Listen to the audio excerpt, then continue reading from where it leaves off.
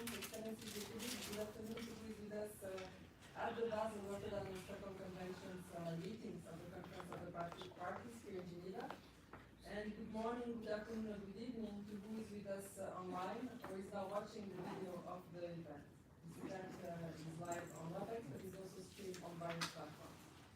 We have the pleasure to welcome today for a side event convened by the Basel Action Network from Rotterdam and Break Free from Plastic with the support of the Geneva Environment Network. This event will look at the first full year of implementation of the new rules on plastic waste trade that were adopted by the Basel Convention in Geneva back in 2019.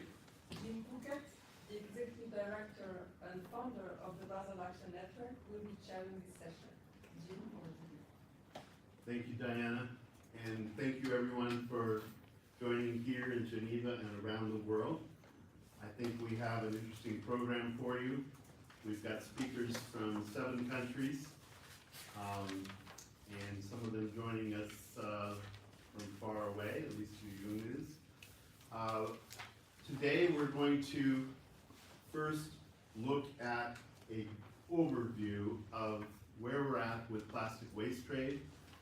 We have this amazing agreement in 2019. We want to do a report card now that we've had a full year of implementation. And we're going to have reports from target countries: India, Malaysia, Indonesia, Thailand, and Nigeria. Then we're going to talk about some of the more positive developments and wrap it up with conclusions, and I hope you save a lot of questions for the end. We'll take questions online and in the room.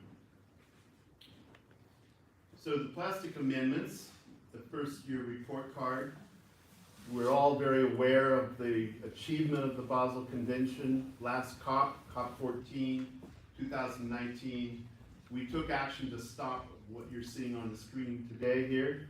Dumping and burning of plastics from the indiscriminate export and very partial recycling that takes place in developing countries around the world. The Conference of Parties met. We, by consensus, everyone agreed that this was an urgent action that had to be taken. It was a cause for much celebration. Here the NGOs are getting support in the last days for this set of amendments. And here is the press release that the NGOs proudly put out at that achievement a few years back. And I'm going to quote David Azoulay here of Center for International Environmental Law, where he said, "Today's decision demonstrates that countries are finally catching up with the urgency and magnitude of the plastic pollution issue and shows what ambitious international leadership really looks like." So we were all very proud, and we had no idea of what was to come. And I have to say today that we are soundly disappointed in what has happened in the first year, and we will talk about why. But first, let's real quickly remind ourselves of what we agreed to. These was the set of amendments, probably the longest entry ever conceived in the history of Basel for waste entries into the annexes. But what they basically did was they said we're going to make 3 different types of plastic. We're going to cover every plastic. No plastic will fall outside of the convention in terms of being discussed. The first one is hazardous plastic, A3020. The next one is non-hazardous plastic, B3011. And what is B3011? It is going to be going to R3 destinations, which means mechanical recycling, not incineration. It has to be environmentally sound management. And you have to have either a single polymer, cured resin, or condensation product, so separated. There's one exception. There is a mixture of PET, PE, and PP that's allowed. But this notion that to fall outside the control procedures, you need to be sorted and cleaned is very strong. Cleaned is not contaminated. We'll get into that in a little bit. And the final aspect of what can be exempted, to be in the control of the convention, if it's a halogenated polymer, then you're definitely controlled. So it needs to be a non-halogenated polymer with the exception So the most important entry, what non-hazardous and you're not hazardous, we're still going to cover. And this is the new Annex 2 listing, Y48. This is the most important revolutionary development being collected and produced, generated around the world. They are Y48 plastics. So these are considered waste for special consideration. So that one is the one we're really talking about today. What's happening with that, and are we really controlling it? So what is the effect of these amendments? This control of Y48 is normally going to be done by prior informed consent. So you have to notify from the exporting state and get the consent from the importing state. You also have to have assurance of environmentally sound management. And failure to do those things equates to illegal traffic under the convention and is a criminal act. But there are two instances where a ban is in effect rather than prior informed consent. First instance is the European Union has agreed a long time ago when they implemented the ban amendment for hazardous waste that they were going to include the Annex 2 waste. And this is a ban from OECD to non-OECD countries, basically. So Y48 listed plastics are illegal to export to non-OECD countries from the EU. There's a ban. And then we have the case of the US, which is a very large non-party. And in the convention, there's a ban between parties and non-parties. So unless you have a special Article 11 agreement that is equivalent to the Basel Convention, that's also a form of a ban. So what that means is people, when the US exports this Y48 plastic, the importing countries that are Basel parties cannot accept it from the non-party. The exception to that is with trade with Canada, because the US and Canada signed an agreement. We'll talk about it a little bit. So in this report card, we have three categories of concern that we want to talk about today. The first is about unilateral refusals to implement the agreements. Second is flows of concern that we've figured out from analyzing Comtrade data. And finally, failure to enforce the new rules, which we're mostly learning about anecdotally. So looking at these, we'll give you a preview here of the alarming findings. And the first one has to do with these Article 11 agreements that were signed and stitched together real quickly in certain arenas to avoid the amendments. First was the European Union. They early on declared that their waste shipment regulation was a valid Article 11 agreement. Therefore, they could ignore the PIC procedure for internal EU trade. We find this to be rather stunning and outrageous. Another one was the US and Canada declared a valid, what they considered a valid Article 11 arrangement to ignore the plastic waste amendments also. So under the convention, parties are not allowed to reserve. They're not allowed to say, we're not going to follow the convention. That's clearly stated in the convention.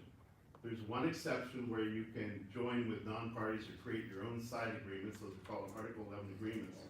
But it stipulates very clearly they must be no less environmentally sound, or in other words, provide an equivalent level of control. So what the European Union has done, and the US and Canada has done, obviously they're not abiding by the new controls on Y48. So there's no way in the world you could say that's an equivalent level of control. There's no big police force that's going to jump on those countries, but clearly it's invalid and really threatens the integrity of the convention. So that's an alarming finding from the outset.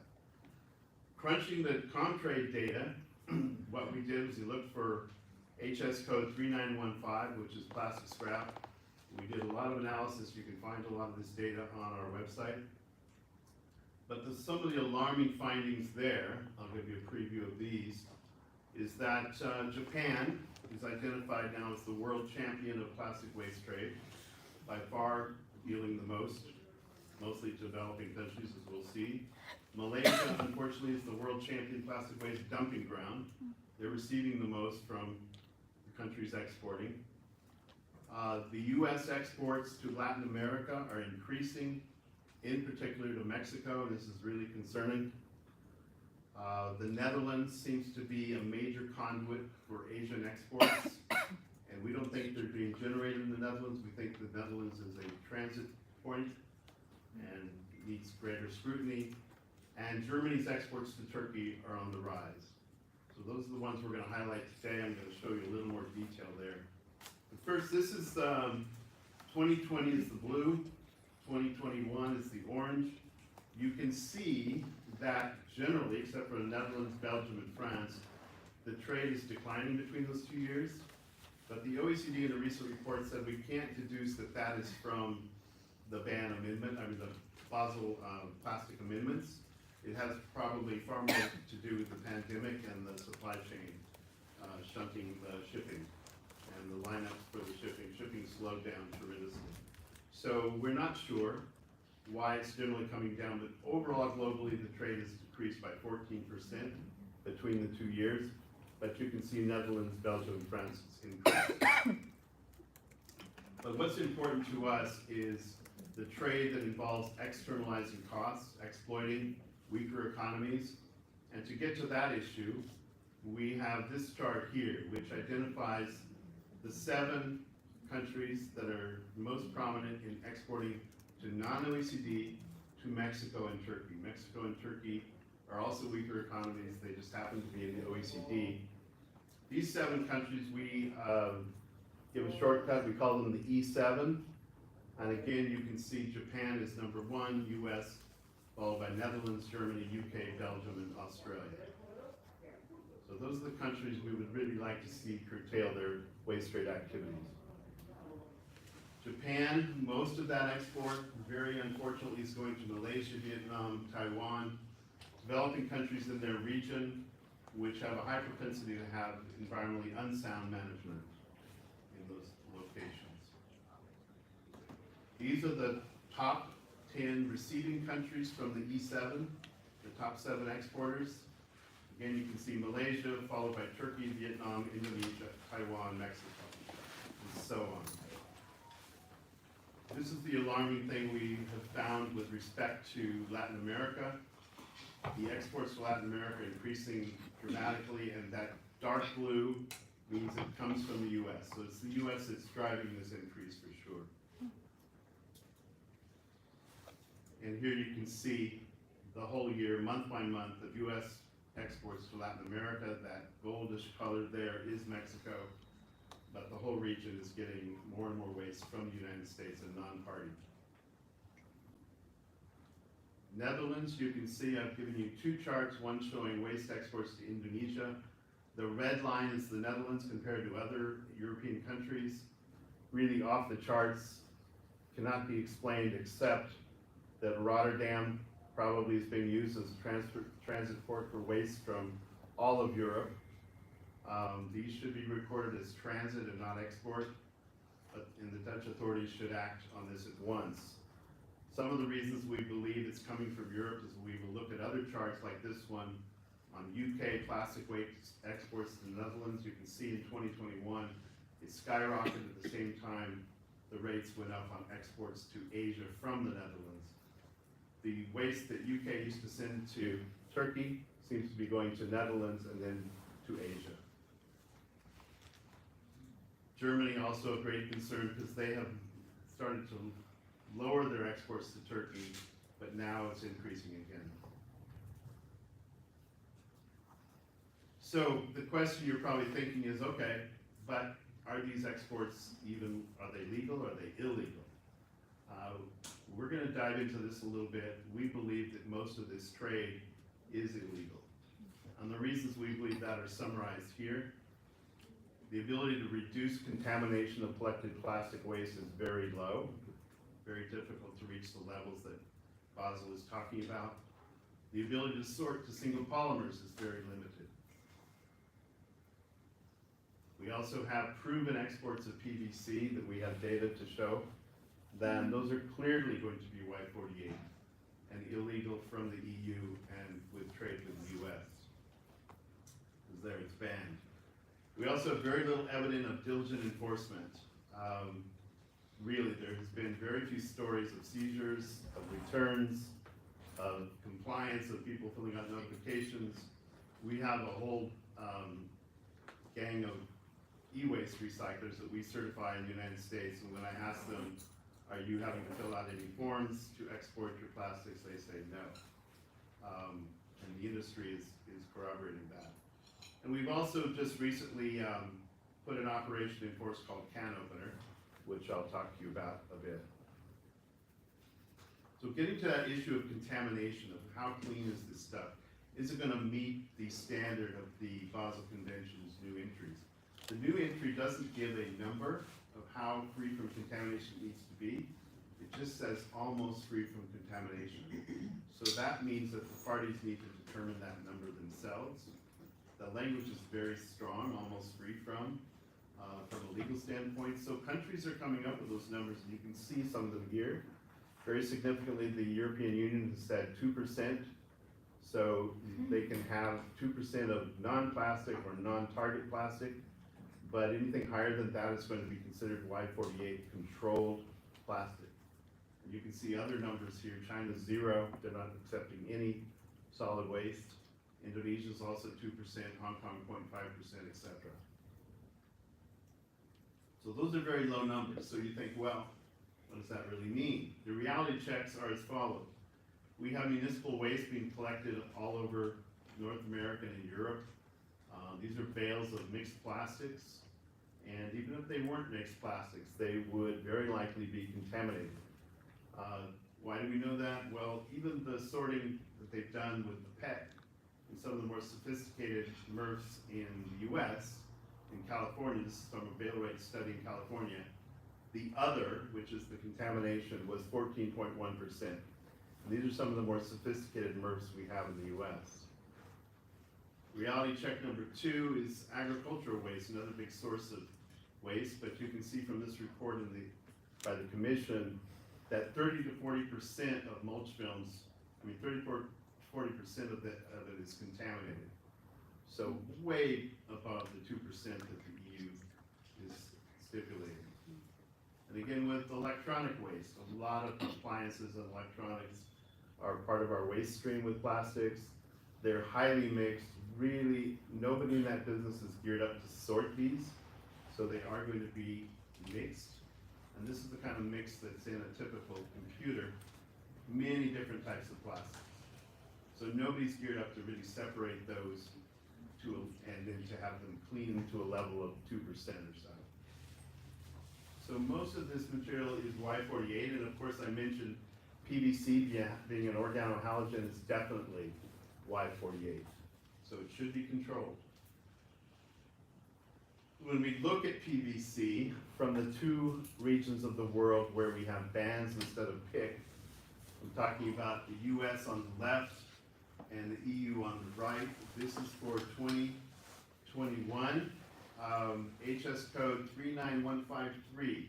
So this is a rare case, where we can actually identify the plastic beyond just scrap. We know that this is PVC 39153, and the blue bands there represent what we can absolutely say is illegal trade, because it's an halogen and it's in a part of the world where we have a ban rather than PIC that should be applying. So all those represent illegal trade. It's a total of 21 million kilograms plus, and that represents 20,000 plus 40-foot intermodal containers that happened last year illegally. So where is the implementation? Where is the enforcement? This is the low-hanging fruit. We can find this data. Government should easily find this data. So what we did, having gotten access to not only the Comtrade data, but subscription data from different services that we pay money for to get bill of lading extracts, we got these subscriptions and we were actually able to get them in a timely way so that we could warn countries of exports from the US and Canada while those shipments are on the water. So we will warn countries that it's coming your way, we'd like you to search these, they're likely to be contraband, you need to check it out.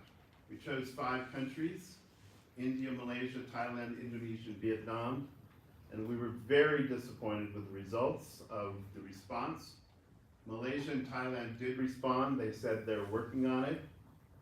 We will hopefully get a full report from them. Vietnam and Indonesia did not respond. And India, only after we called the press and told the press what was going on, did we get a response. And here you see the letter that we sent to India, an example of it, giving the exact container numbers, the vessel, the port of discharge, and the estimated time of arrival. Beautiful intelligence for any enforcement officer. I mean, we gave it to them on a silver platter, exactly the containers they should search and see if they're truly contraband. They did nothing until we contacted the Times of India, and there was a story generated, and suddenly the ministry confirmed about receiving these alerts from the two organizations, said necessary action was being taken. We highly doubt that any action would have been taken without the Times of India. We still don't know whether this will result in government action. So there seems to be a government sitting on their hands about actually implementing what they all agreed on. So next I would like to turn to the experiences on the ground in the various countries and information a little more specific to different parts of the world. And I will start by handing over to Muli Bigatesan, consultant with BAN. Here you go, Muli. Thank you, Jim. I really appreciate Jim and the Geneva Environment Network for this opportunity. Considering time, straight away I will dive into the data.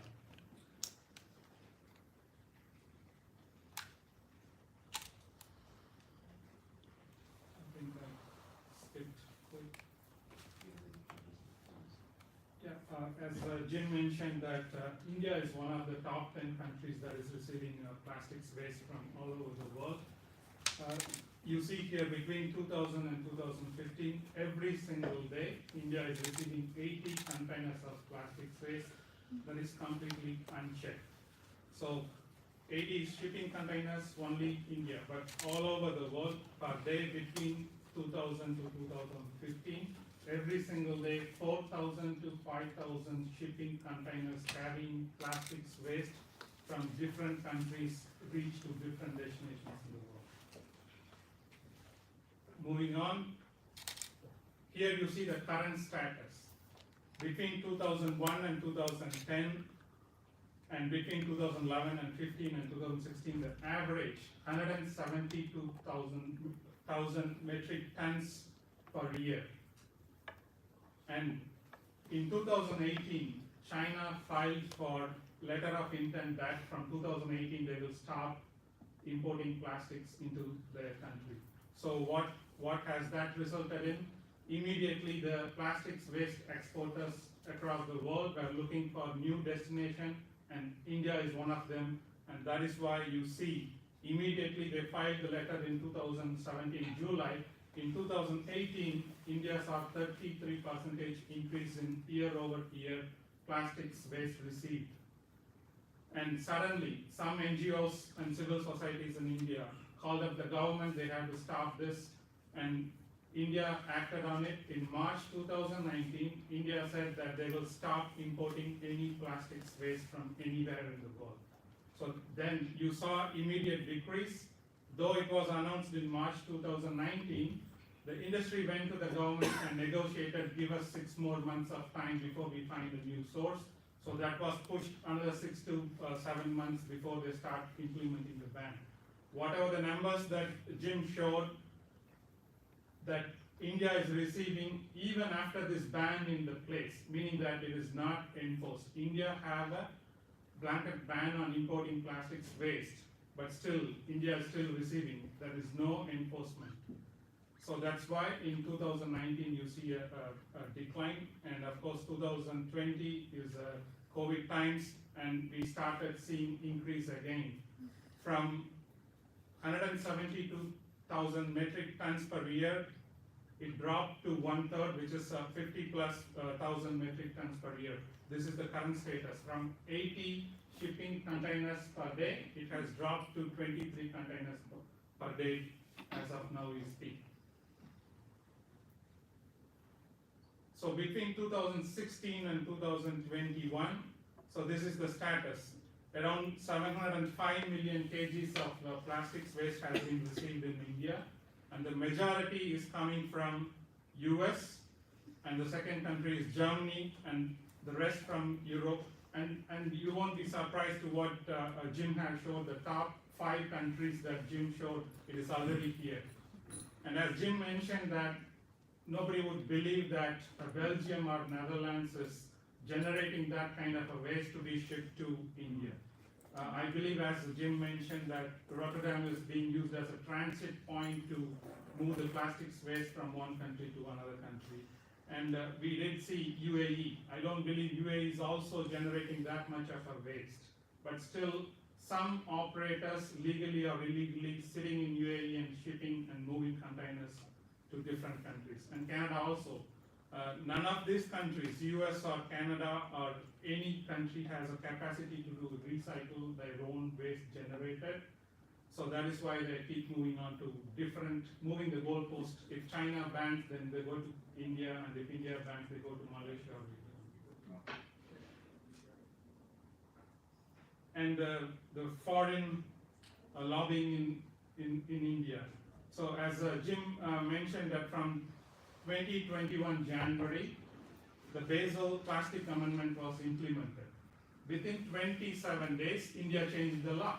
It again permitted importing PMMA and polyethylene under different conditions. But who knows who is measuring if the conditions are met, the countries that are receiving these containers and plastics waste from all over the world. And very interestingly, this news was published only in the Industry Association's plastics news magazine. Nobody has reported this news. And I clearly don't know why they allowed PMMA alone to be imported in India. I don't know the rationale why the government made this decision. I don't know if there wasn't any public consultation on this particular change. And the domestic lobbying.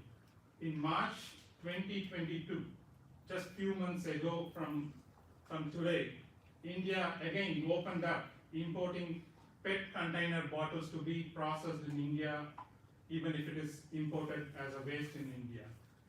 And the reason for this is a bunch of industry processors went to the government and said that we ran out of plastics waste in India, so please allow us to import so that we can process and fulfill the needs of the capacity in India. And anybody in the right mind would doubt India have capacity is fulfilled within the domestic collection. I don't know why they allowed, and I don't know if the government checked the data or the claim from the industry. And a little bit on modus operandi, like how do they move the containers? It is a well-known information. They misdeclare generally, and they have a very good network of brokers. One example, if you see in the bottom, the buyer in the US market and the seller in the US market and the reseller in India all can be the same guy, registered as a different company in different countries, and that is how he is moving the containers. And also, industry, though they lobby for allowing the plastic waste to be exported to different countries, they don't have a list of certified or registered exporters. They don't want to get into the regulations of they also don't have. And again, as Jim mentioned, none of the government is ready or willing, or they don't have a resource to enforce the new amendments. And they use freight forwarding companies to hide behind them and then ship their containers across the world. And classic examples. The example on the left, what you see here is, Jim mentioned as few containers is being directed to Indonesia, and Indonesia shipped, rerouted. They want US to take back these containers. And Jim found out that those containers which were supposed to be rerouted to US, they found it in India. So that is one example in 2019. And the Canadian channels have found out the plastics has been smuggled into India in the name of paper waste. Okay, you banned the plastic waste to be imported in India. Okay, we will ship it through misdeclaring it as paper and that is also very well documented. This is 2 examples you can find in the public domain. And here are a few questions for the government and for the industry. So does the government generates the data as the US EPA on the generation of plastics waste, collection and recycling? Does the government has the certified recyclers or registered recyclers of India? Or if not government, does the plastics industries in India, do they have the plastics waste generation, collection and recycling in India? Or do they have a list of registered recyclers under their association? The answer is very clear, they don't have. But they still lobby for importing plastics waste from all over the world.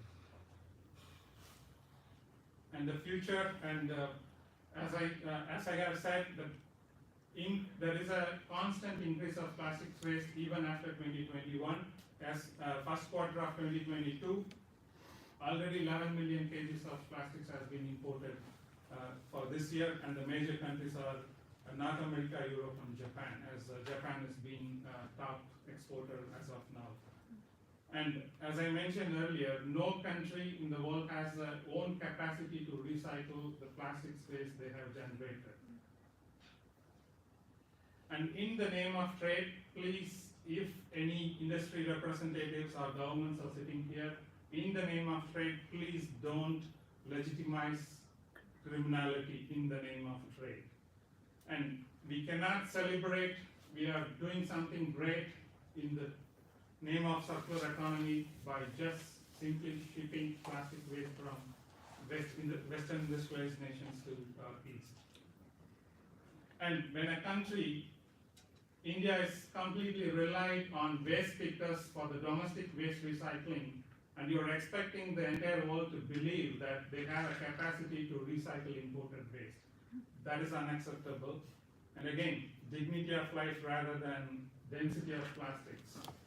And again, don't rely on pseudoscience and keep exporting plastic waste to different countries, which you don't have a capacity to trace or track. Yeah, this is a study from the Center for Science and Environment in Delhi. Nowhere in the world, even with the most sophisticated optical sorters, you have a capacity to sort a plastics waste more than 18 categories as of now. But just mere using the manual labor, the Indian waste pickers can segregate 55 different types of plastics packaging and product waste. But we cannot claim credit for this because you have a dignity of life. You cannot consider waste picking as a dignified life. I don't think they are enjoying what they are doing. Though India doesn't have a nationwide EPR, still this is happening only because of economic reasons. They benefit out of doing this. That is why they are doing it. And finally, tolerating plastics waste only enables guiltless and limitless consumption. And it enables people looking away from the real problem. And this enables only poorly designing packaging in product. And it believes sitting somewhere the plastic waste is somewhere it is getting recycled is not acceptable. And it is, as I mentioned, dignity of life. It perpetually oppresses and suppresses the voiceless. Thank you, Jim. That's my last slide.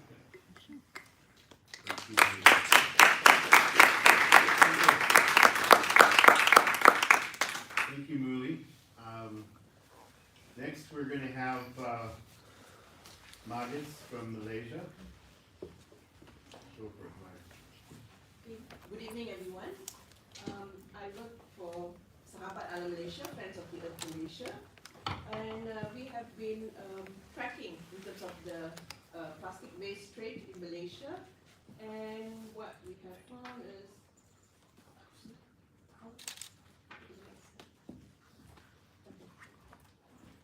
so in terms of, next please. Yeah. So in terms of the global plastic waste trade, as Jim had already mentioned, we find that Japan is the largest exporter of waste to Malaysia. And if you can see from the chart here, in 2018, you can see that it so higher, in terms of the export. This is because Malaysia was the top dumping ground, and as Jim had mentioned, it is still the top dumping ground for plastic waste, of the world. So in 2018, when China closed its borders to many types of waste, including plastic waste, Malaysia became the top destination for global plastic waste. And why is that so? Because waste has been moving around. We were not really knew about it until China closed its doors, and everyone, it was very chaotic. And what we found was communities in Malaysia, especially the rural areas, they started complaining about having problems of breathing difficulties, and they started investigating why is it happening. And they found out that some of these plastic waste recyclers, they were illegal, and they had started off their operations, and not all plastic waste can be recycled. So the residual waste were dumped or burnt, so in the open ground. So this was an issue. Okay, so Malaysia has, so based on that, and because of the community complaints, and NGOs have also been voicing out our concerns, Malaysia started having controls in terms of plastic waste which can enter into our country. And in terms of the importation of plastic waste, which is, as Jim had mentioned, HS3915, the importer requires an approved permit from the National Solid Waste Management Department. And this is also controlled under the Customs Order 2017.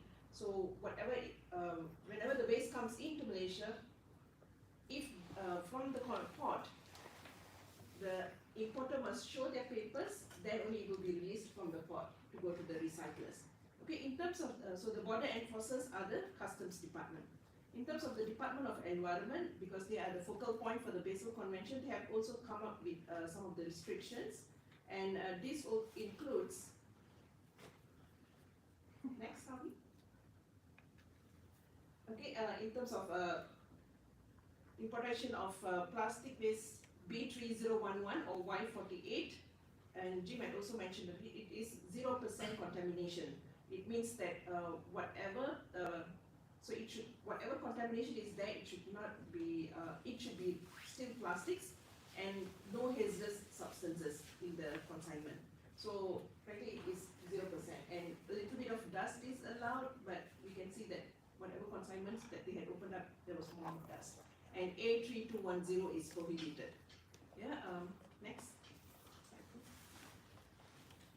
So, as I mentioned, the Customs Department will have to check on what is coming in. But can you see, it's like thousands of containers that come through our ports every day. Is it possible to check every container? No, unless you have a scanner. But what happens if the scanner is not working? And it's not cheap to maintain a scanner or repair a scanner. So sometimes it just like smugglers can just bring it in. And also in terms of the inspection, also you will have to know the capacity of the customs officer to determine what kind of plastics is in, whether it's mixed.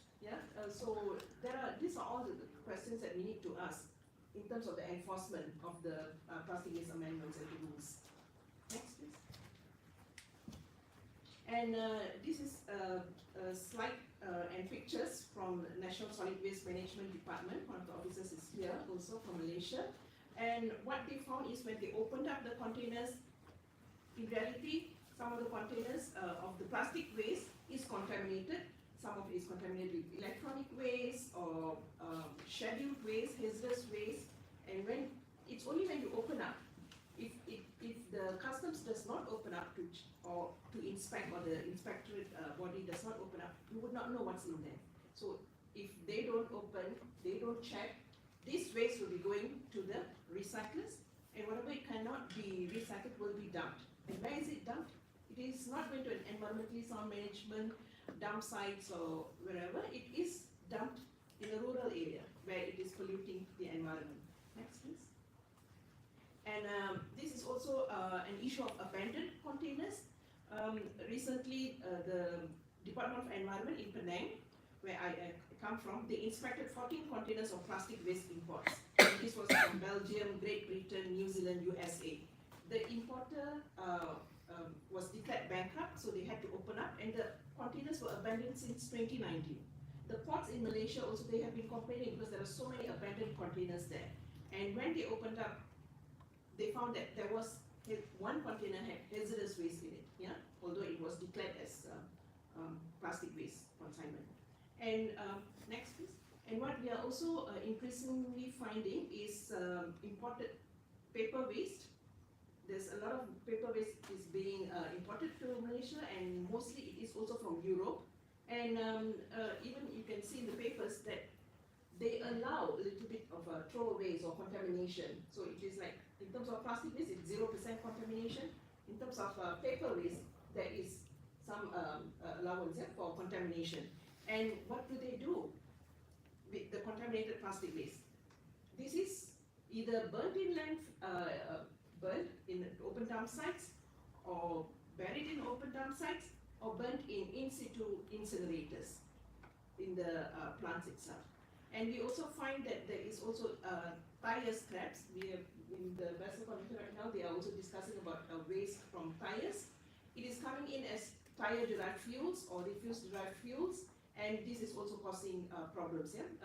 This is an instance where the tire scrap from Australia was up in flames for 4 days, and you know, even if you smell plastics burning, it's horrible. And just imagine tires burning. Yeah? And this is also affecting our communities. Next, please. And what we have also been increasingly seeing is plastic waste from plastic content in e-waste, which is being shredded and also dumped on the lands, and also the legacy waste. These were pictures. Recently we had gone on a field trip, and we found that the plastics waste which was dumped in 2018 has not been cleared yet. Yeah, because who's going to pay for the clearing cost, and where is it going to end up? So the government just decided to just leave it there, and this is what's happening. It's turned into microplastics, and it is going to get into the environment, in our bodies. So it is still a huge problem. Next, please. So one good news that I would like to share is one of the states in Malaysia has decided to prohibit import of recycled plastic waste for recovery or final disposal. We think that, you know, in terms of the definition, it could be plastic waste for recycling. And also, they are not going to consider any more business licenses for plastic recycling factories. And whichever factory which has a business permit, they would also be renewing their permit. So in terms of that, we have also been asking for a meeting with the Selangor government to find out what exactly they mean about all this. Yeah? And we have also written to state governments which has factories with approved permits to import plastic waste to follow the Selangor government, because this is a really good policy. Yeah? We do not want to be, next year, please do not report that Malaysia is the top dumping ground. Yeah? We don't want to be a champion in terms of plastic waste dumping ground. Okay, thank you. Next.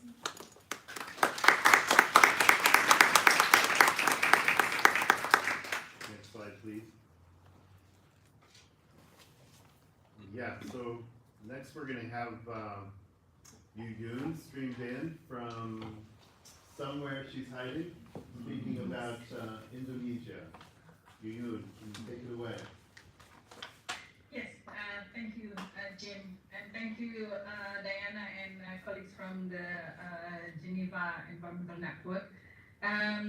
So from Indonesia, I can share some updates. Slides, please. Yeah, yeah, you can skip that part. It's an intro. Okay, I would like to start with this slide. That this is actually the main updates. So as of the 1st of January, the government of Indonesia asked exporters to be registered at the Indonesian embassies. Not registered, but I mean is that validating their paperwork and registered as trade partners of Indonesian companies.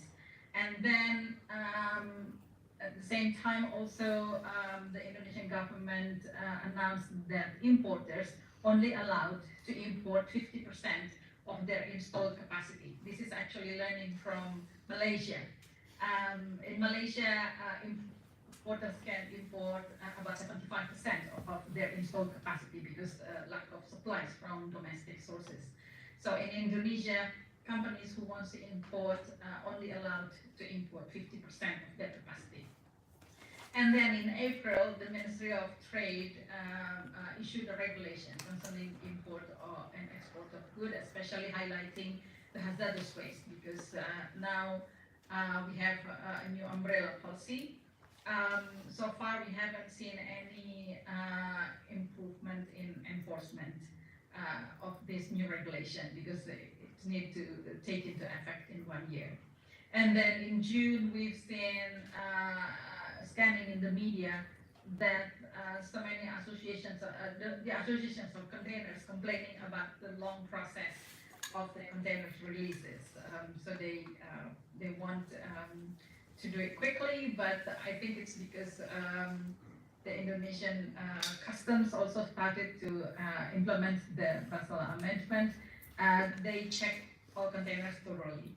And then in July, exporters started to be aware that Indonesia's contaminant 2% has been taking place, although this regulation is already issued in 2020. And for that, we organized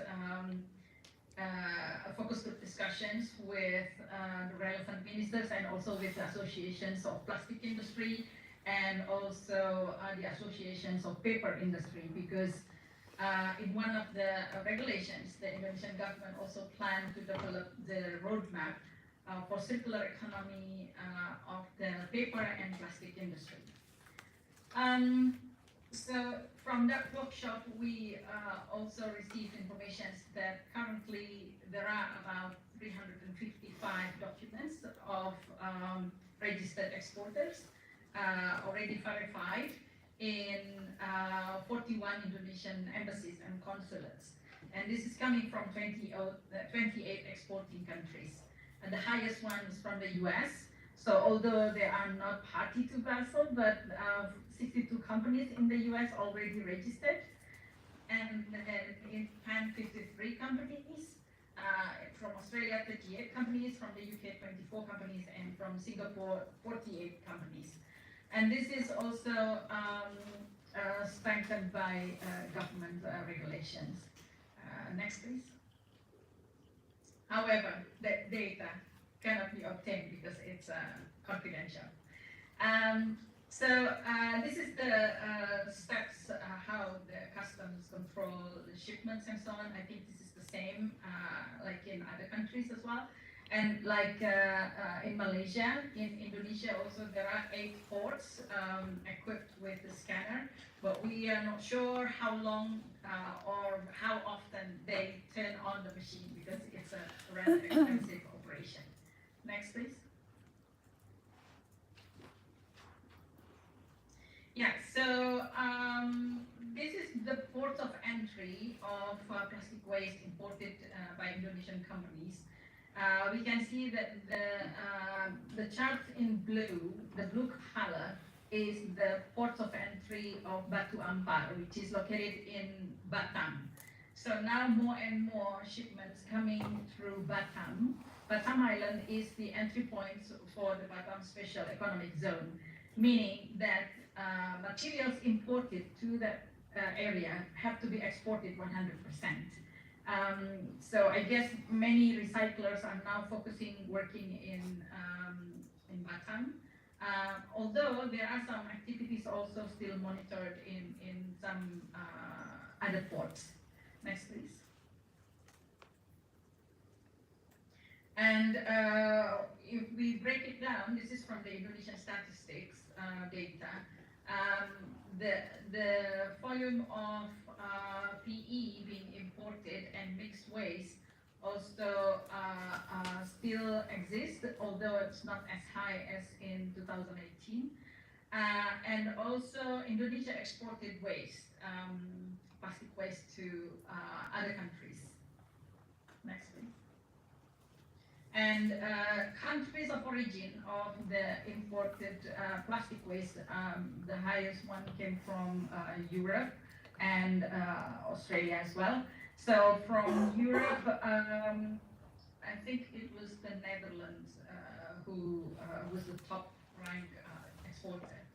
Next, please. And as you know that in the past, 2019-2020, Indonesia also intercepted several illegal shipments. And as of December 2021, these are the figures of the confiscated containers, especially plastic waste. But some of them are mainly confiscated because of contaminated with hazardous waste.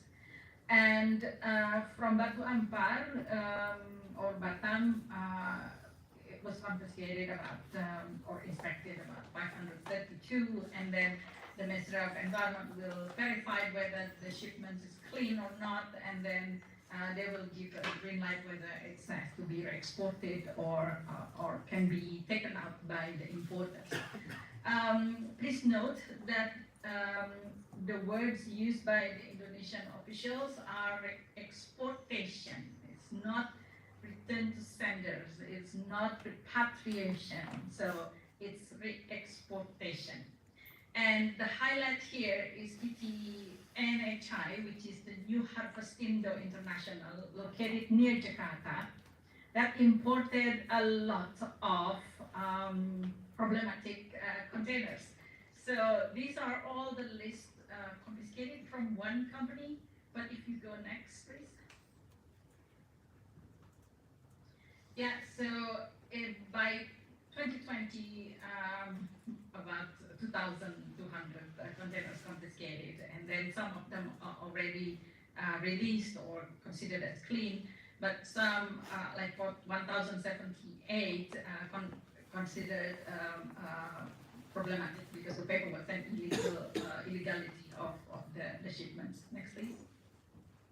It's the same method like mentioned earlier by Molly, that the mislabeling, misdeclaration are common use in this shipment, illegal shipments. And so if you see exported meaning sent back to the traders, but could be differently. Next, please. Next slide, please.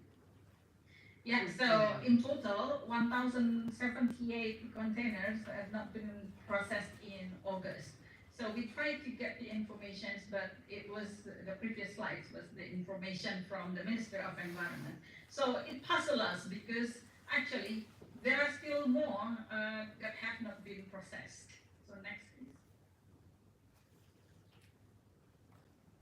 Yeah, so these are the companies that considered doing illegal shipments. However, we never seen any administrative sanctions or strong penalties for them in the media. But some of them has been shut down because their paperwork is not complete, but it was not announced. So interesting. Next, please. And some of them are paper industry, paper company, paper mills. So we went to the field a couple of times because we monitored this particular company since 2019. And when we checked on the field, I took the picture from someone's terrace from the house next door. I still see a lot of piles of waste from 2019 to 2020. The picture on the right is a nail factory which melt a lot of metals. And when we were there, it was a black smoke coming from that factory, and I could smell very strongly plastic being burned. So because these factories are next to each other, my guess is that some of the waste from Harvestindo has been transferred to the next door factory. And So from the exportation that recorded, it said that 80 containers returned to Australia or exported to Australia. The easiest for me to check is to the United Kingdom. And then I asked the UK Environmental Agency, and they said they never received any notification from Indonesia for exportation or repatriation. So I don't think they are returning to senders or they've been repatriated, but it could be the mode, as explained before by Molly, exported to other countries. Next please.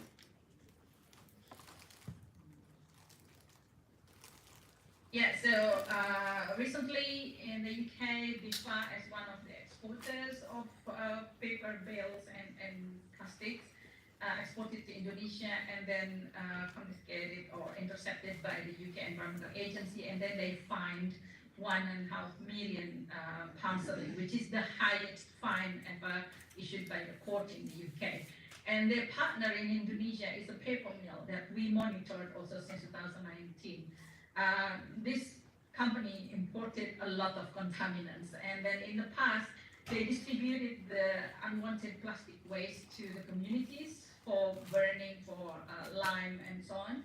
But in last month when we went to the field, it was compiled and kept inside the property, although the communities also allowed to pick valuable plastics from that landfill. So more and more we've seen paper companies have a private plastic landfills. Next please. Yeah, so this picture came from one of the largest paper mill in Indonesia. The landfill is growing bigger and bigger. So we I would like to conclude by mentioning this, that all the supply chains of shipments have also to pressure the surveyor companies to be accountable with their bill of ladings, because the shipments can be, as Marga said, can be only found when they open it at a destination. So it will be good if we can ask for the accountability of bill of lading, so they will be more honest in writing what's inside. And also traders and brokers also need to be registered, so it's not only the companies who exported it to be registered and known. And I would love to see the list of these traders publicly appeared somewhere, so we will know who's doing not things. And then the roadmap for the economy for paper and plastic industry need to be developed by every country, so they will know how much is actually can be imported and how much can be sourced domestically. And then stricter law enforcement and penalties, we would like to see it more and more. And the coordination between two ministers, Minister of Environment and Minister of Industry, need to be strengthened so they do not conflict with each other. And then contaminants, as Margaret already also mentioned, the legacy of contaminants have to be managed in an environmentally sound manner. So I hope we can get into the question and answer later. Thank you. Over to you, Jim. Thank you, Yuyun.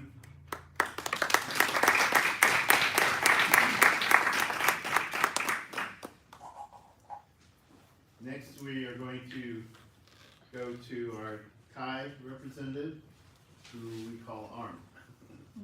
Thank you, Arm.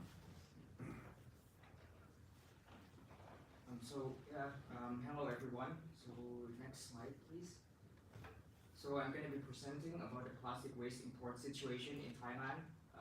I'm from Earth, Thailand. Our organization works mainly with industrial pollution, but for the past 5 years, we have been seeing more and more problems of waste import, of course, because of China's announcement of a ban on waste import in 2017, leading to an increase to Southeast Asia, Thailand included. So that has led to an emergence of dirty recycling companies in many provinces in our country.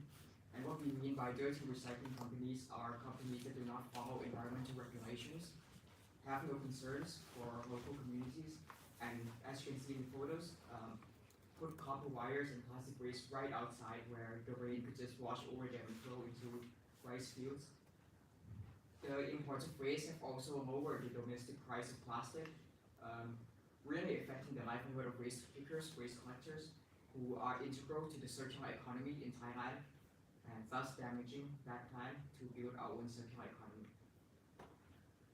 And it is with this reason that the civil society has been campaigning against waste imports since 2018.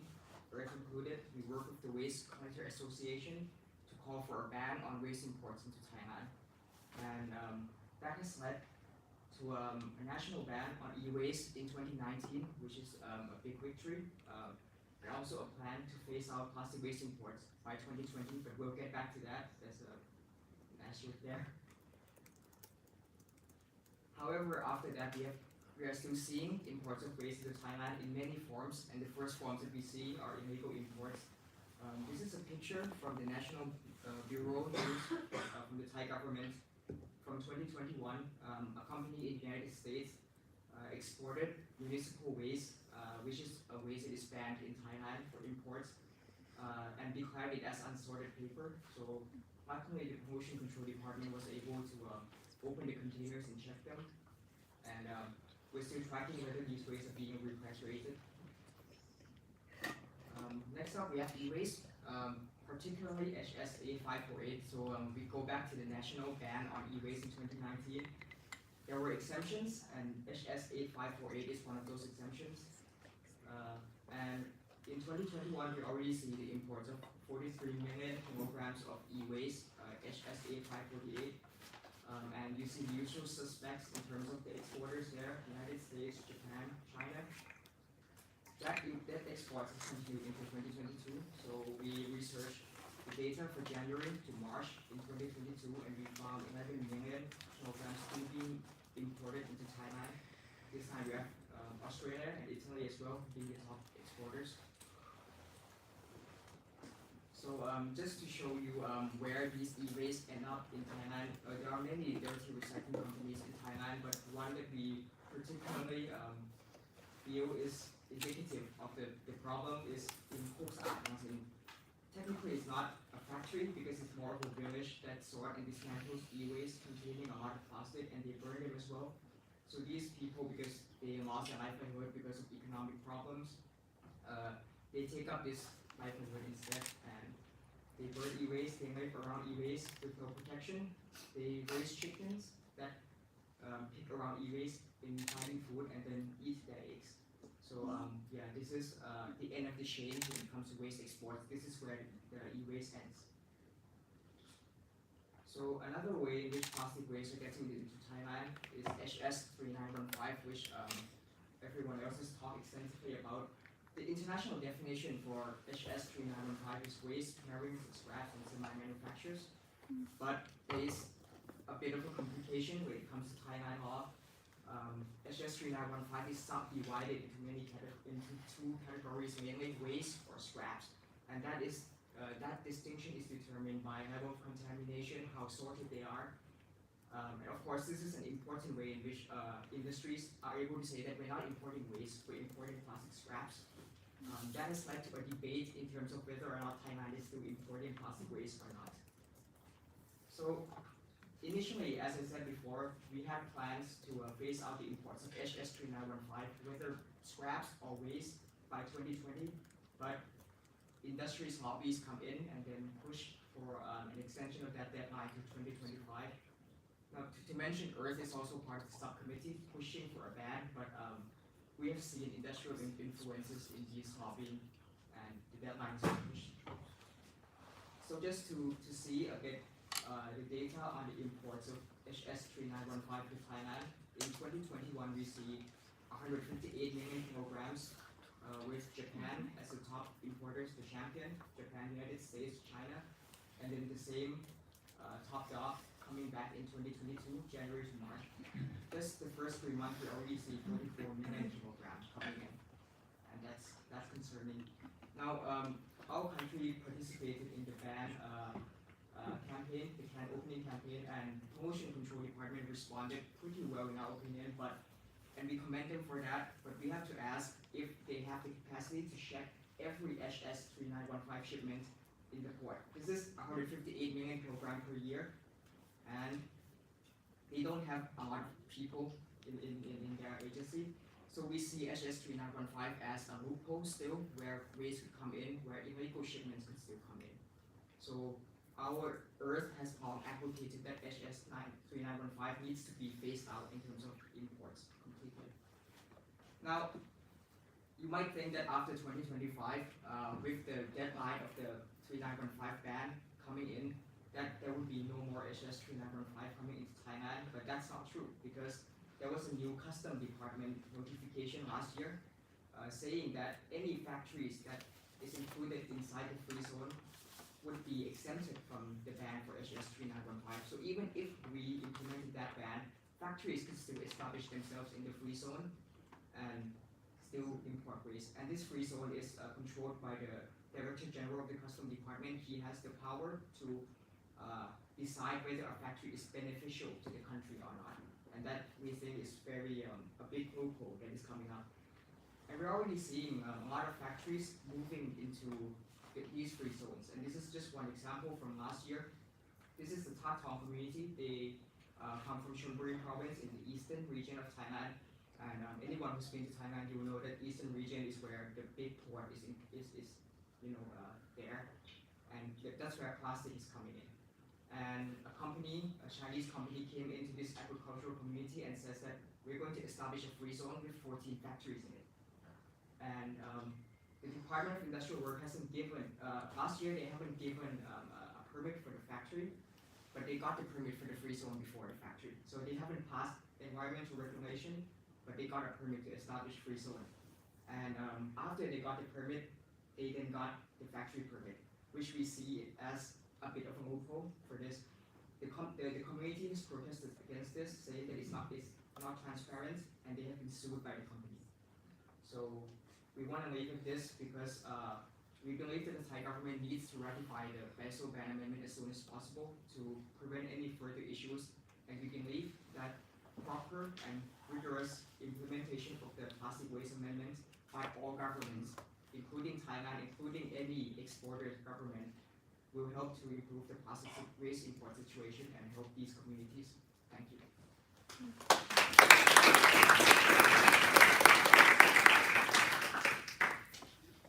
Next, we'll have Leslie from an entirely different continent, Africa and Nigeria. Okay, thank you, Jim. I will just give a little picture about the violations happening in Africa. But I mean, I'm going to speak more about the Nigerian case as far as plastic waste trade is concerned. Okay, so just a little background about Nigeria. I mean, for us to really understand where we stand, is the largest. It's a huge economy and the largest in Africa. In fact, it's being referred to as the giant of Africa, with a huge population of 20 million. In terms of waste consumption, Nigeria is an oil and gas country, and as such, I mean, there's huge production of plastics. In fact, we used to say there's a plastic tsunami already happening on the ground. And in addition to that, there's a huge importation going on. Nigeria imported more than 20 million tons of plastics between 1996 and 2017. And at this rate, the plastic imports are expected to reach 40 million tons by 2020. Another national data survey estimated that 1.5 million tons of plastic are generated every year. In Africa, of course, we rank the second highest import and use of plastic behind Egypt. Just less than 10% of this plastic waste generated is recycled. That figure you see there just to explain more deeper the mismanaged how Nigeria is among the 10 countries producing the largest amount of mismanaged plastics.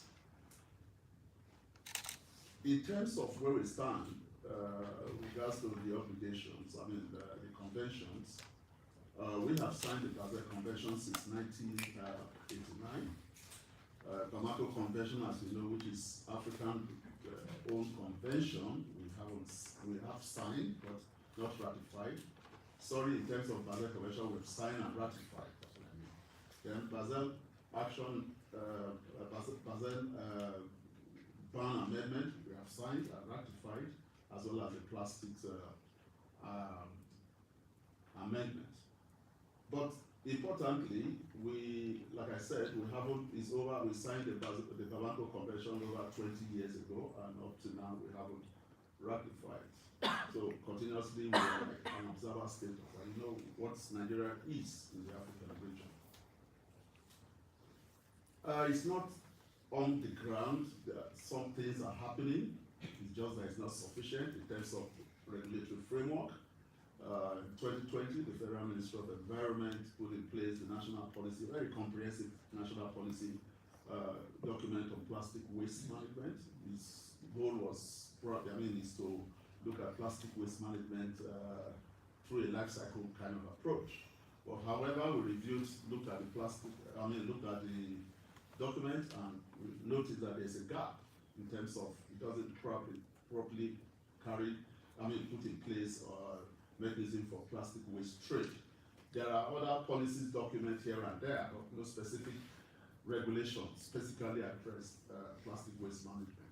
Of course, yes, there's an EPR process in place, but it's still at the infancy stage, not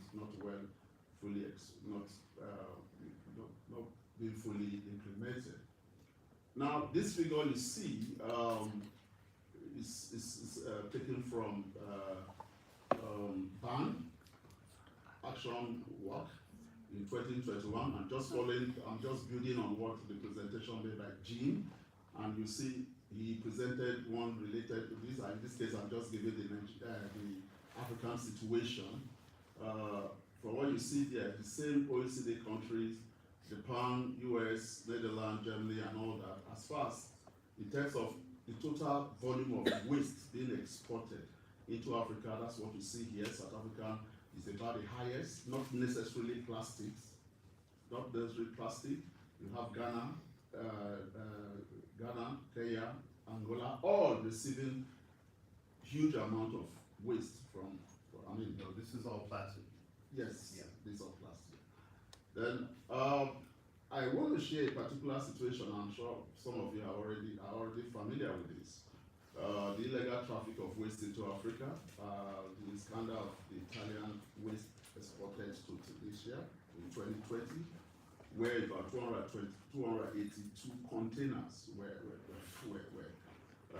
exported into Tunisia by it was a huge scandal, and what happened about this eventually was that, one of our sister NGO, who's a member of IPEM, who actually followed this process of, this is the kind of waste that you found in those 282 containers.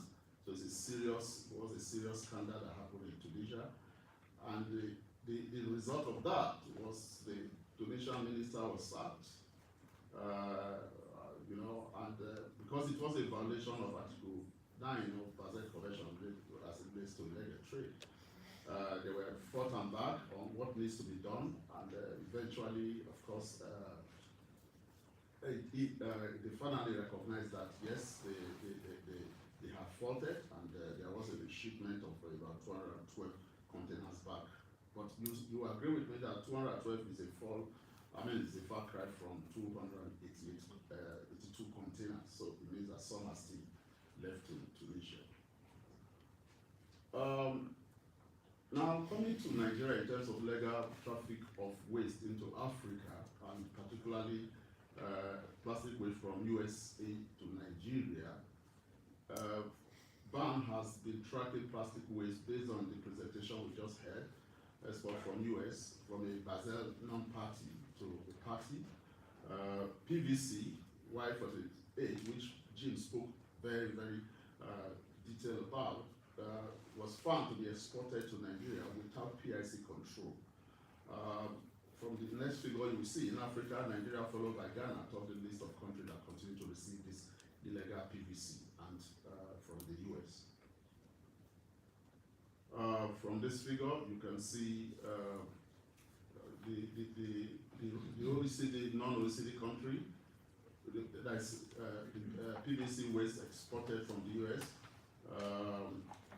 The red one is the non-OECD country, while the blue is the OECD country, and you can see the extent of export that's coming from the US, just in line with what Jim presented. This is a bit very important for us to say. This is our latest information with regards to the Nigeria situation, where there's evidence of shipment of PVC waste to Nigeria from the US. The ones not in white colors are the specific shipment to Nigeria, while the white side are the ones shipped to Ghana. And we have data also for other African countries. Here you can see I'm sorry, I can't see very well from here, but here you can see evidence of the company who is responsible, from what country the shipment is coming from, the quantity of PVC waste that is being shipped, in line with the HS code Thailand just mentioned. It comes as waste, but of course, with that HS code is a little bit confusing. So all the details are there, and it's obvious that huge volumes of plastic waste is being dumped in many African countries, just like the case of Nigeria. Well, for us, we have continued, we've been in advocacy as far as this is concerned since 2017, trying to engage all the policymakers on the need to transpose the Basel Convention amendments in Nigeria. We regularly give them data, do audits, and recently we developed a policy document that identified the gaps in the policy process, as well as that will enable them to domesticate and transpose the convention. Of course, the quick points I would like to make: there are barriers to policy and regulation to reduce plastic waste. On the ground, they'll talk about financial, because yes, we do not, most of the time, we do not get the government making proper budgets that will help to address this kind of issues. There's also lack of policy enforcement, which is also taken from the same problem of lack of budgeting. There's inadequate stakeholders engagement and the public awareness campaign. On the ground, there's also the challenge of the lack of cost-effective alternatives and recycling facilities. Then generally, governance is weak. There's no political will to really address. It's one thing to ratify a convention, it's another thing to domesticate. There's not much political will in this direction. And that's why you see what the experience of continuous dumping of PVC, as well as other waste is continuing in the country. I would just want to conclude that it is vital that all Basel parties, because before you can have, there must have to be an exporter to get a receiver. So in this case, of course, to have a US who is a non-party exporting is an illegal trading that's ongoing. So it's vital that all Basel parties stay like Nigeria properly and diligently implement and enforce their obligations under the Basel Convention. Whether we like it or not, if we want to efficiently be able to transpose or able to, looking at the whole details, what we had in Asia and also in Africa, for us to be able to implement the convention properly and domesticate properly, there should be sustained financial resources to help to build capacity. In most cases, the custom officers, the regulatory bodies do not even have the capacity to identify the Y48 differently from what should be allowed or what should not be allowed. So that's one huge challenge that's in the system. I'll just round up by saying, against the background, we really support the petition, to stop waste colonialism in Africa. We shouldn't, because of lack of knowledge, lack of capacity, continuously make Africa a dumping ground, and we want to make sure that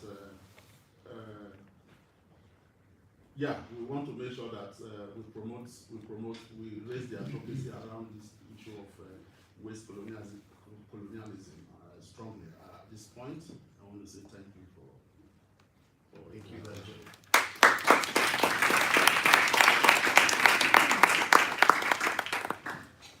So at this point in the presentation, I'm going to invite Marissa Naidoo from the Gaia and Groundwork organizations to make a statement on behalf of all of Africa.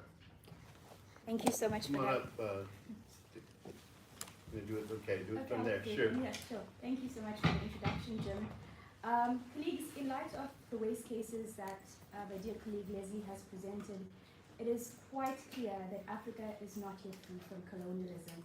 It continues to manifest itself in the form of waste trade that allows for the importation of toxic and non-recyclable waste into the African continent, eroding away at the very foundations of our liberty and environmental justice.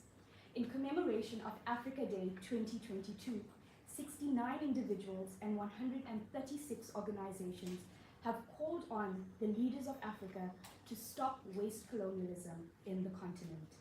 The practice of exporting waste from higher income countries to lower income countries who are ill-equipped to handle this waste is simply an unjust form of environmental racism. It places the burden of plastic and toxic waste on the environment, communities, and these countries' informal waste sector, especially in the global south. Plastic waste is exported under the so-called guise of plastic recycling, yet in reality only a scant 9% of plastic that has ever been produced since the 1950s has been recycled. Italy, Germany, the USA, and Greece all are culprits for exporting waste to many African countries, leaving Africa, its future generations, to shoulder the burden of environmental, social, and economic damage, which is an unjust action. This is a lack of respect for our sovereignty of Africa. It infringes on the laws that the land has put in place to serve to protect its people. All countries need to take responsibility for how they produce, manage, and dispose of their waste. During this face-to-face segment of the 15th meeting of the Conference of the Parties to the Basel Convention in Geneva, Switzerland, we today, as civil society, are calling for an end to the exportation of all plastic waste to the continent of Africa and for the reduction of plastic production globally, especially an elimination of harmful toxic additives in plastics. It is imperative that the plastic pollution issue is tackled at the very source by reducing fossil fuel extraction and rethinking our plastic production and consumption patterns. Plastic waste trade is a symptom of the global plastic production, a product that is inherently non-circular, rendering all downstream efforts to stop plastic pollution ineffective and enabling the vicious life cycle of plastics. So we urgently demand that our African governments, individually and within the regional Bamako Convention, firstly prevent plastic waste from being dumped into the region, protect the existing and new legislation that upholds our right to a safe, clean, and healthy environment that is toxic-free, exercise their right to refuse shipments of plastic waste of all kinds, and modify the annexures of the Bamako Convention accordingly as it was called for in the decision CB 3 of 8.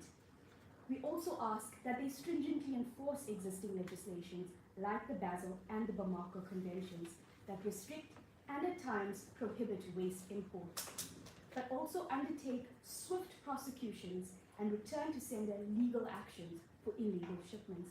We call upon our governments to adopt national systems that allow waste pickers to be a part of all decision-making processes with the view of improving waste collection and management in Africa rather than importing waste. Last and finally, we ask that they engage in the ongoing discussions around a legally binding and game-changing global plastics treaty to ensure that it reflects the local plastic pollution realities within the region. Attempts have to be made to address the problems of plastic across its entire value chain, especially through the strict cap on the production of new plastic and to forbid the use of single-use plastic.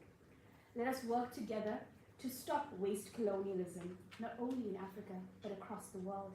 The African within must fight unceasingly against the appetites of foreign domination that currently presents itself as waste colonialism. The time to confront, weigh in, and discuss is now. So I would like to invite you all to please receive our full statement at the door on your way out, as well as a press release. Thank you.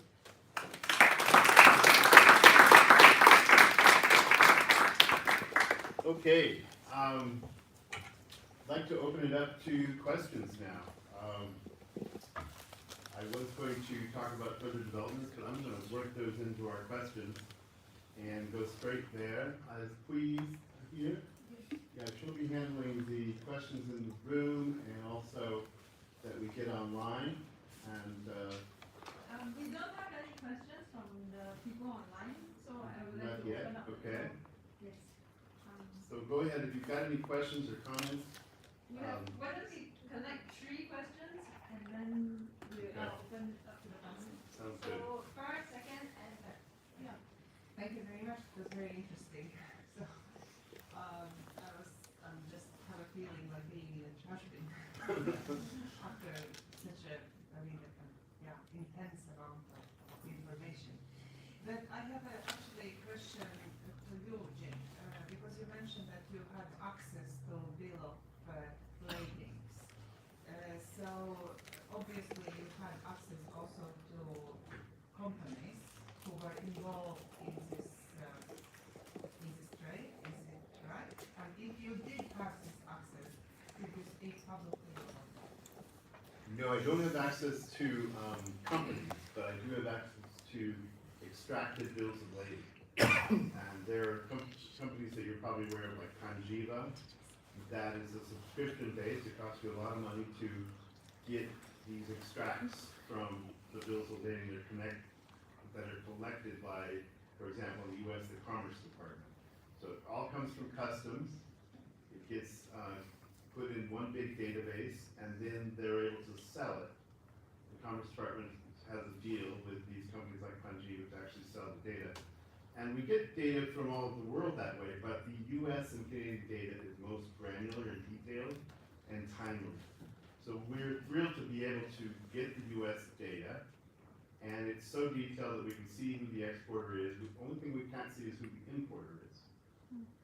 But we can, most usefully, have the information available in our hands while the boat is still at sea.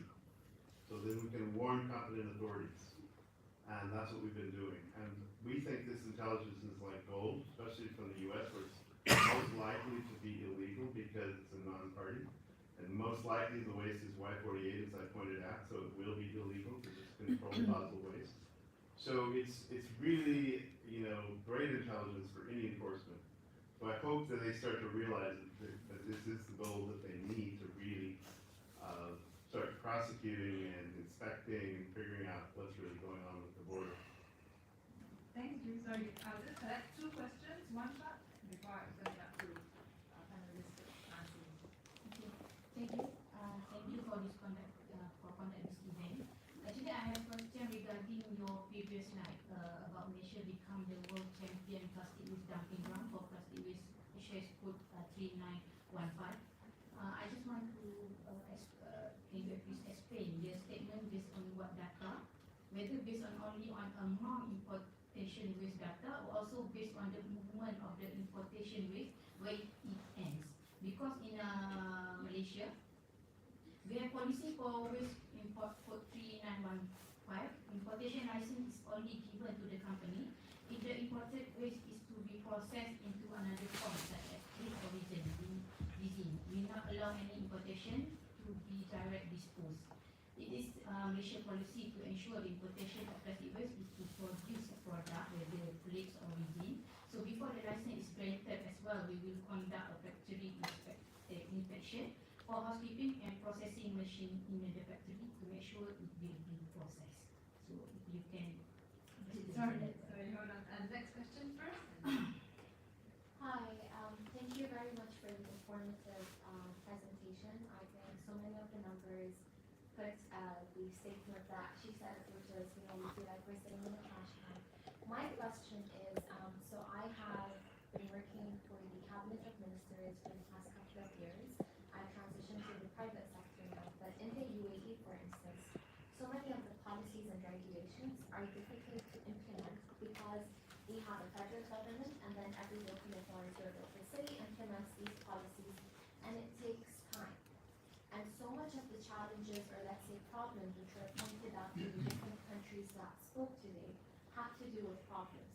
My question is, if we shift our lens to the private sector and their accountability in terms of providing, as Leslie said, sustainable financing to deal with the plastics that are in the border today or in the country today in terms of capacity building or investment in infrastructure. I'm just trying to reflect on all the sessions which I've attended for the past week, and I'd ask what the panel thinks in terms of an immediate solution for the plastic pollution that is putting impacts and health barriers for the generations to come. I mean, we can tell governments the problems that are happening because of poor regulation, implementation as much as we like, but really we do see over time that the private sector, if they act upon things, it tends to work out faster than waiting for governments to do so. So if we can, if you can provide a quick solution or what you think should be next. Okay, thank you. Pause. We are over time. Is it alright if we go on for 5 more minutes? Sure. Yes, and we have one more question at the end.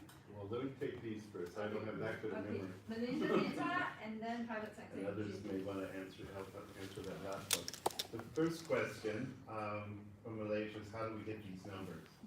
These numbers have nothing to do with the Malaysian government per se. They're what the exporter puts on the tariff code when they're exporting something. They're asked, what is the HS code? They put that on the bill of lading, and we collected all the ones that were 3915. Okay, and they're coming from the US, and it doesn't matter whether they're going to a free trade zone or not. That's completely irrelevant, by the way, with Basel rules. It's still an import. So those numbers are pretty solid. Of course, people can mischaracterize things, but usually they mischaracterize things in a way that makes it look legal rather than illegal. In this case, we're seeing evidence of, because it's from the United States, this is likely illegal. But the big number of Malaysia is really actually recorded bills of lading of real shipments with actual volumes and container numbers and all of that. So I think it's a real good number for you to look at and realize that, yeah, Malaysia is getting the most waste at the moment. Hopefully that will change. Hopefully all these numbers will come down. So people on the panel can help me answer the other question. It sounded like you wanted to see the private sector involved in enforcing the Basel Convention. I'm not sure how we get that to happen. The private sector can absolutely help with not producing as much plastic waste. But once it's produced, I'm not sure how they could help enforce. I think what has to probably happen is we have to have some people actually prosecuted, and it is a criminal act under the Basel Convention, any illegal trade, and yet so few people are prosecuted as criminals. This is a big part of the problem. When I was working on e-waste in the US, we don't even have the Basel Convention in the US. But I was able to use fraud law to go after exporters of e-waste because they lied to their governments saying they didn't do that. And first time we were able to get some executives in jail, the whole scene changed. So 2 executives in my home city of Seattle, based on our GPS tracking, were found to be illegally exporting e-waste, and they lied to the government about that. So once we were able to put them in jail for 28 months each, that sent such a shockwave of information to the entire recycling industry. And they began to say, we don't want to do that. We don't want to go to jail. We're gonna start looking at what the rules really are. Does anybody have any other comments on the panel about the private sector involvement and what their role might be? Yeah, I can comment a little bit. If you look at globally, the most widely recycled plastics are PET bottles, and especially in the US, it's HDPE. The reason why only these two packaging type or material type is recycled is relatively clean material. So that is why the recyclers want that material and make a pellet out of it and sell it. But in the last several years, if you look at the trend, even the packaging, those were all 3D containers in the past, now slowly moving into flexible packaging, for example, stand-up pouches. Previously, you may have got a peanut in a 3D box, which may be a PET bottle or a HDPE bottle or PP bottle. Now it is turning into a flexible packaging stand-up pouches, which is very hard to recover, and not many communities in the US have a collection or acceptance to put it in their curbside recycling. And the machines used to recover the recyclables from the curbside bin, it contaminates the paper bins. So what I'm trying to say that is, see what this market have learned so far, meaning that the 3D containers, clean material, mono material, they are able to do good.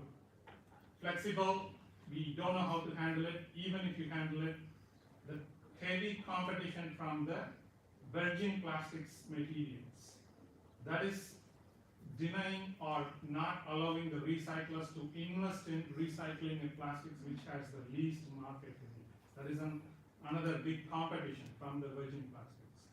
So if I am a company, I will look at what is being recycled very widely all over, so I will focus on that rather than for the convenience reason and the argument of flexible packaging is less carbon intensive or emissions intensive. Don't do it if the market is not ready to recycle that. That is where I would focus. Thank you. I'm gonna let the conversation flow because we have one question online and one question here. But anyone feel free to stay behind or so can I have a question from? Thanks. My question is partly answered about your reflection now, but I think what's really interesting for me is to understand what are the root causes and the drivers for this trade, because you've said clearly that any trade to non-OECD countries is illegal. Right off the bat, it's illegal. So, well, if you had to kind of pinpoint the drivers in the US for this trade and some of the root causes for it, is it cowboys, is it road traders, is it states that just aren't managing their waste? And then similarly in the developing countries where it's destined for, what is driving it there? What are the root causes? Yeah, good question, but I didn't mean to leave the impression that all exports to non-OECD are illegal. But they're certainly not. We're just talking about things that are controlled under Basel. Yeah. And usually the default procedure is prior informed consent, but we did look a lot about what was illegal. What is the driver? It's always economics, right? The waste is moving across the border because someone's going to make a buck. And the reason that happens is that you're externalizing real costs that you would have to pay if you kept it in the US, for example, or in France, for example. A lot of this stuff that moves is not valuable. So what happens when it arrives in Asia, they cherry pick it and dump the rest. But they don't have to pay the cost of that dumping or that burning, which is a real cost, not only to your health, but to mitigate or to ever clean up. Like in Guiyu, China, they completely trashed their groundwater for centuries. What does it cost to clean up groundwater? What does it cost to bring back lives that have died of cancer? So those are the externalized hidden costs, which are never accounted for. And this is, once you send it overseas, who's going to present the exporter with the bill? You have damaged my territory. And it's very interesting to kind of reflect on why China did the ban of national sword. They finally did the ecological economics calculus of this, of the hidden costs, of the true costs. And they realized, they didn't just do this to be magnanimous or whatever, they realized that economically they were losers. And it would be much better for them to take care of their own waste, do it right, and not bring in the cheap and dirty, which creates these externalities that nobody pays the bill for. So I hope that explains the drivers. Now, not all waste trade happens that way, and there could be waste that moves to internalized costs. If it was going from, Myanmar to the United States because there was a better facility in the United States, they had nothing in Myanmar, that would be an example of internalizing costs and waste moving for that reason, but it almost never happens. I mean, maybe 1% of the total trade is internalizing costs. So we're not totally against waste trade, but the lion's share of it is all about cheap and dirty, finding a place to get rid of it without paying the true cost. Thanks, Jim. I have one final question from someone online, and I'll take yours, and that's it. Okay, so 2 questions, and I'll open it up to the floor as well as to review online. So there's this online question from Ms. Meera Subramaniam. Her question is, setting aside the concerns about the lack of enforcement, what gaps of information about the global plastics movement are important to fill, and what researchers, organizations are doing the best work to fill them? So what gaps of information are there about the global plastics movement, and who is doing the research to fill those gaps? And final question? Yes, I'm from Slovenia. So a few speakers were talking about misdeclarification of plastic waste, and I wonder which BRS codes they were using, because that will maybe help also the countries of the export waste to enforce, to maybe to custom officers to be more cautious. If you have that example.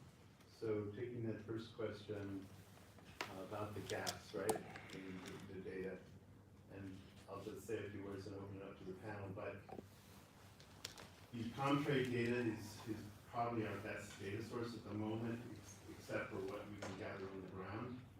The part about the Comtrade data that's very frustrating is you can't see the environmental fate.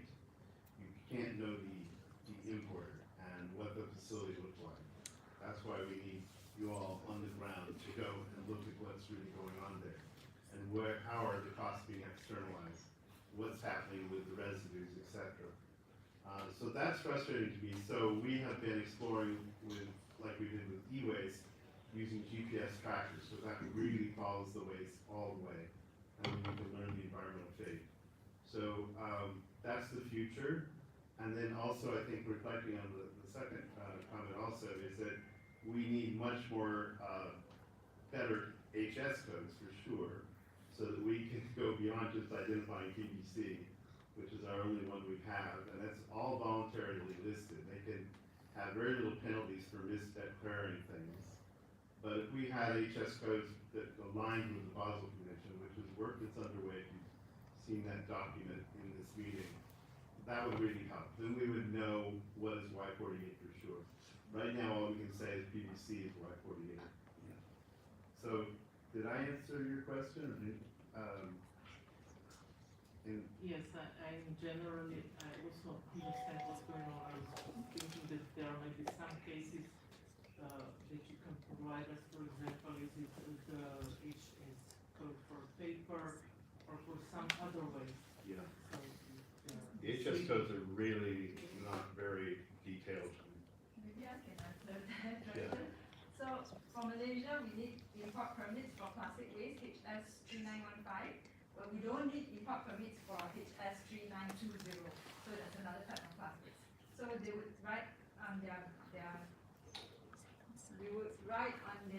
documents that they are importing 3920, but in reality it's 3915. But nobody would check because import permits are not needed. Does that answer your question? yes, okay, thank you. If I may add, you're asking what other HS codes the criminals may use to bring in plastics. Yeah. So if we would have known that, we would have caught him, but that is no difficult. One example I could say is few weeks ago, the Indian Customs received a tip, I don't know where it is from. So they asked it to open a particular container located in one of the ports, which is a private port in Gujarat state in India.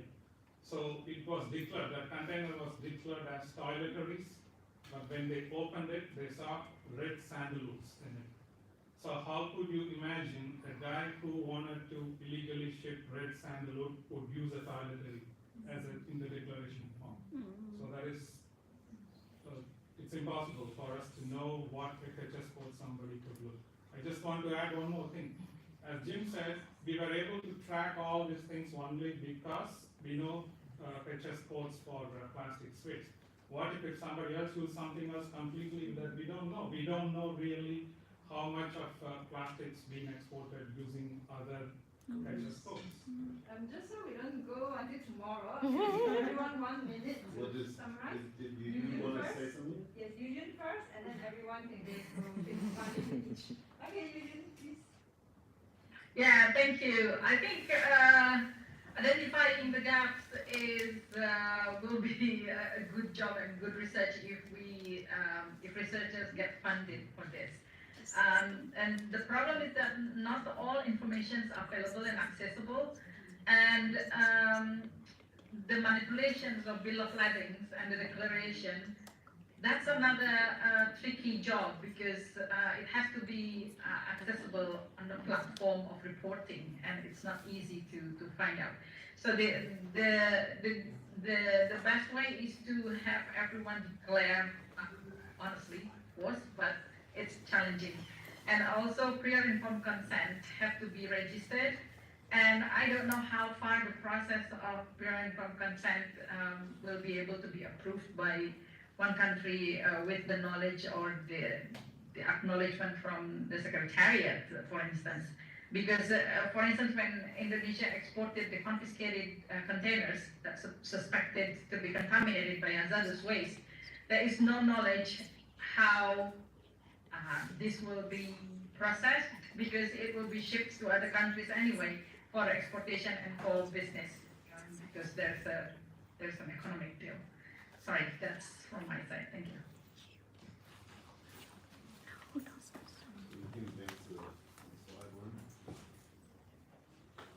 Yeah, I'll just my final comments, and I'll pass it down the road here. That all the countries have to strictly enforce these amendments. It's not enough to just say we're going to do the right thing. One cop, the next cop, we realized it's just a piece of paper. That's not acceptable. You have to enforce any law to make it work.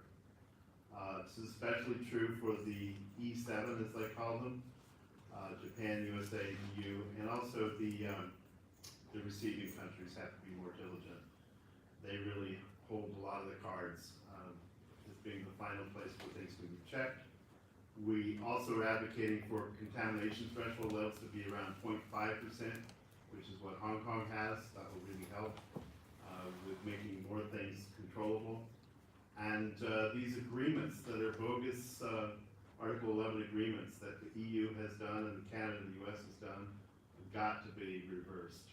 I'm happy to say that there's an effort in the European Parliament to reverse the EU one, and I hope we can get the US and Canada to renounce their fake agreement as well. And finally, we have plastics flowing in hidden ways, in RDF, refuse-derived fuel, paper and textiles, and that has to stop. So, your final words? I'll make it short. We do not want any country to be a dumping ground, because we have seen once Malaysia was pushing back, the waste was going to other countries, and now US is sending waste to Mexico. So we do not want anyone to be a dumping ground. So the developed countries especially, you have the means to treat your waste or to also to prioritize source reduction, so that you don't have to send your waste to developing countries. So that is my wish. Thank you. So I think the issue of waste trade is an issue of environmental injustice. I think you mentioned before that why is there economic incentive to import waste? People that we've talked to who work in waste collecting, they don't want to be doing this, but it's the easiest way to make money. And in recycling industries, there's a lot of money to be made. We've checked how much they can get from just one e-waste, one toxic hazardous waste. And you can't solve these problems unless you have more regulations. And when it comes to Basel, BRS, you just need more regulations. Whether that means Basel ban amendment, whether that means Swiss Ghana proposal, we need more regulations, and we hope that delegates will listen to this call and just be more stringent in controlling waste trade. Thank you. Yeah, so Last word. yeah, just a short one to say that, I mean, obviously, if you look at the kind of waste trade that comes into Africa, the driving factor is economics, basically. And where you have economic issue driving the process, then you cannot take away the other issue of corruption in the process. So definitely that's an issue to be looked at. In addition to that, in Africa, the capacity is not there. At the at the ports, they can't understand a difference. They don't understand the difference between one plastics and the other. If a regulator is unable to identify or differentiate between one plastic and the other, how much more the custom officer who is not environmentally inclined or you don't understand the issue. So the issue of capacity for us to be able to efficiently walk the talk around Basel Convention, domestication, transposition, we must have to address the issue of resources that will enable implementers, especially the regulators, at least hone up their skills and capacity. Very good. We're here to answer one-on-one any of your remaining questions. Thank you for being so patient with a long presentation. I hope you learned a lot, and I hope next time we give this type of presentation, we're going to have a lot more good news for you.